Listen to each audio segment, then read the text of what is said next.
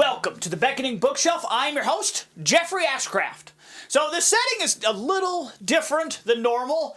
If you hadn't noticed yet, I suspect you have. So my wonderful wife, Carol, is joining us today because we're going to be introducing an idea I had a while back called the Book Spotlight. So first and foremost, might as well have our wonderful guest, Carol, my wife, introduce herself. Hello, I'm Carol Ashcraft. I'm really excited to watch these videos and see my husband be so passionate about books. Personally, I am a math professor, but I don't give in to the rivalry of English versus math. That's because English is better and math is stupid. Hey, I'm leaving. What? I really enjoy reading as well, not as much as my husband. He's very passionate about it, loves it so much. But yeah, it's something that I enjoy too. Excellent. Thank you much. And so, there's a few reasons why she's here for this introduction. One, she's my wife, so I mean she should be here.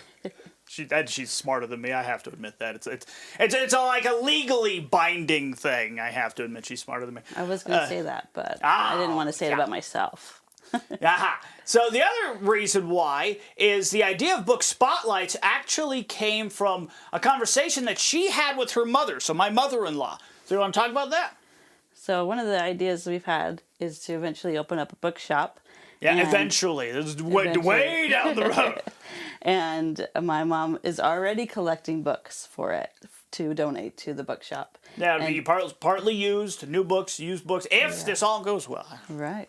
And so she says that she wants to have her very own shelf in the shop that says mother-in-law approved books, because she's only donating ones that she approves of. Yeah, and she likes books. She's a good reader, and I trust her. The books she's picked out are great books. She's told me some of them, they are good. But it got me thinking, yeah, it would be kind of fun to have some way to highlight books she likes. And not really exactly a shelf. I don't know. And we don't even have a store yet. So how can we do that now? But not even just for her, but for other people. And so that's where I got this idea of doing a book spotlight, because it'll allow me to highlight books that even I don't even know about. So, it's not that I know about all the books. I kind of made it sound like I know all the books. No. So, more than me. So yeah, the idea is that other people can submit a book that they want me to talk about, to just briefly highlight. I don't have to have read it. I don't have to know anything about it specifically.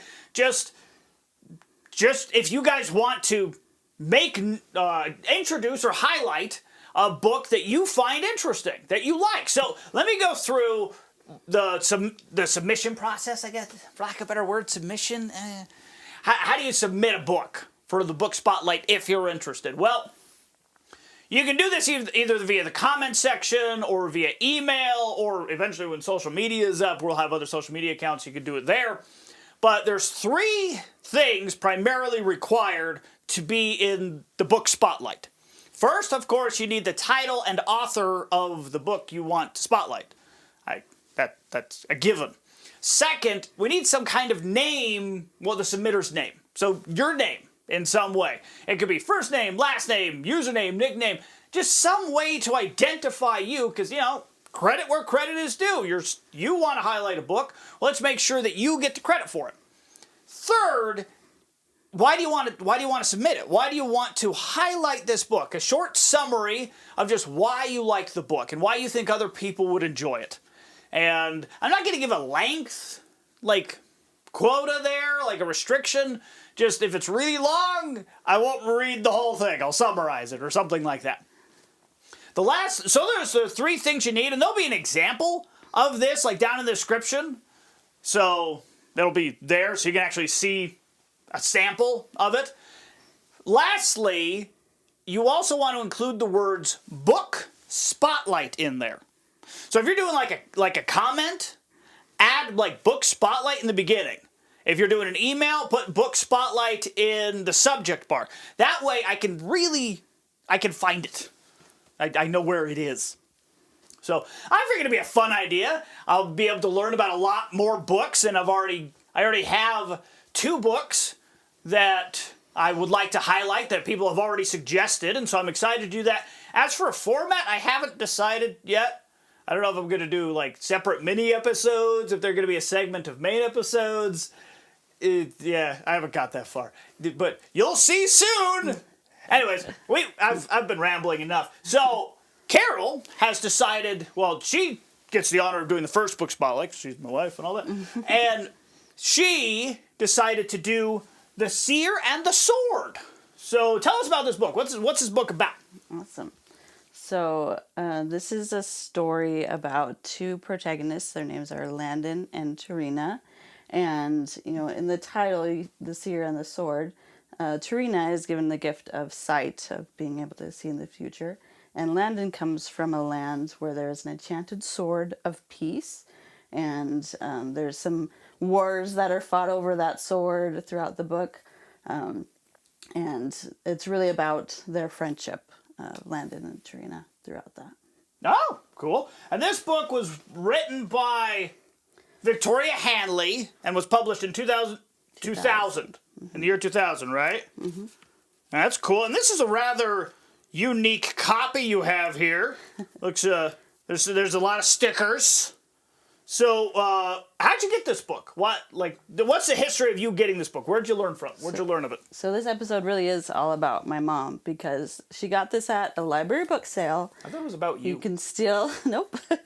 You can still see, this is the library barcode. And for a long time, having this book, I didn't know what she was holding in the picture on the cover. So I'll let you find that out for yourself when you read it, what the sticker is covering up. But it was something that my mom got at the book sale, and she read it first and then recommended it to me, and it's been a favorite ever since. Oh, cool. So book sale, you know how much it cost? I don't know. She ever tell you?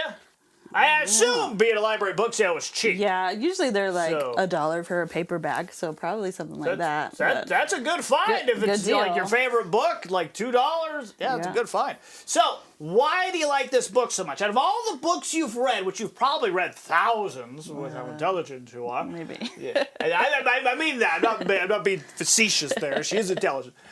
So, why this book? Why are you highlighting this one? So, it is, of course, a romance book. Oh, no. But for me, it's a real romance book where I feel like other stories, rom-coms, Hallmark movies, they don't have a lot of growth and they don't work together, and you kind of see you don't see them really fall in love. And in this book, they start out, Landon is actually a prisoner of war in Tarina's country, and she gives him his freedom as a child. And so you see them grow up and you see them become friends, and they both have things that they need to work on. And so for me, that's real romance, when you come together, you're both imperfect and you learn together. And that's unique, I think, in other romance stories. So am I imperfect? Yes. Oh, okay. Congratulations. Yay. And so am I, even though you say how intelligent I am all the time. But we're both imperfect and we learn together. And that's the real love and romance. Yeah. And other than that, there are some just really good moral themes throughout the book, because there is some stories, some battles and some war, and some violence. You kind of see how they deal with that, especially Landon, because he comes from a country of peace. He kind of has to come to terms with when war is necessary. Tarina has her kingdom essentially stolen from her and blamed on Landon because he was a prisoner of war. Classic. Yeah. Happens a lot. And so they both kind of have to go into hiding, and in that process they find their themselves. And so Tarina has to learn kind of where her loyalties lie, and both of them come to points where they have to make hard decisions. And I don't remember where this quote is from, but it's like, choose the harder right instead of the easier wrong. And I feel like both of them come to those decision points and they have to choose the harder right, and it's benefited them. They're both moral characters, and you see their growth from the very beginning of the book, and to learn these difficult things And that's one of the things that I enjoy about reading about books, is when I can connect to something that the character's feeling, and it expresses it, the author expresses it in a way that I haven't been able to, even though I've felt those things in my life, and having to come to these hard decision moments, maybe as an example, that authors can express that in a way that I've never been able to express it myself. So when I can connect to the character and feel something that they're feeling, or connect to an experience that they've had.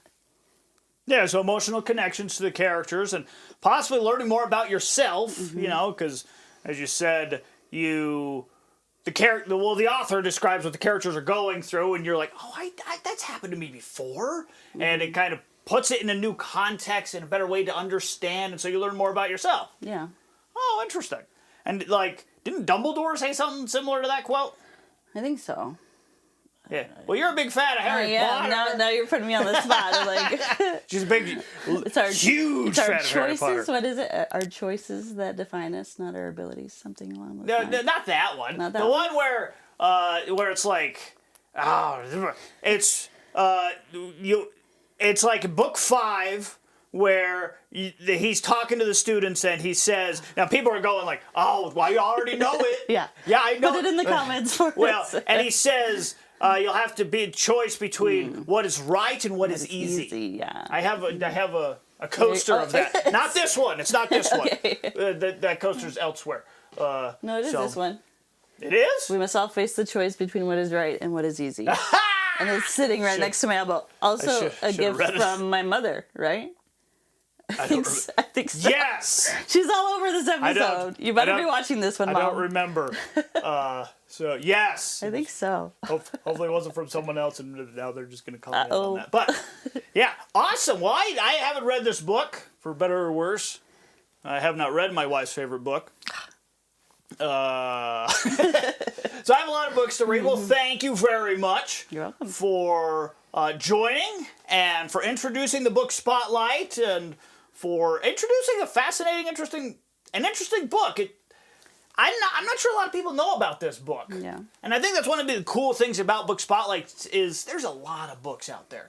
And I think through Book Spotlights, it'll be a cool way to introduce obscure books that no one knows about, that have just that are getting lost in the labyrinthian, the literature labyrinth, the big maze of books of history. There we go. That works better instead of doing that massive tongue twister. Well, this episode's already plenty long. Thank you for being here. Thank you much for joining us.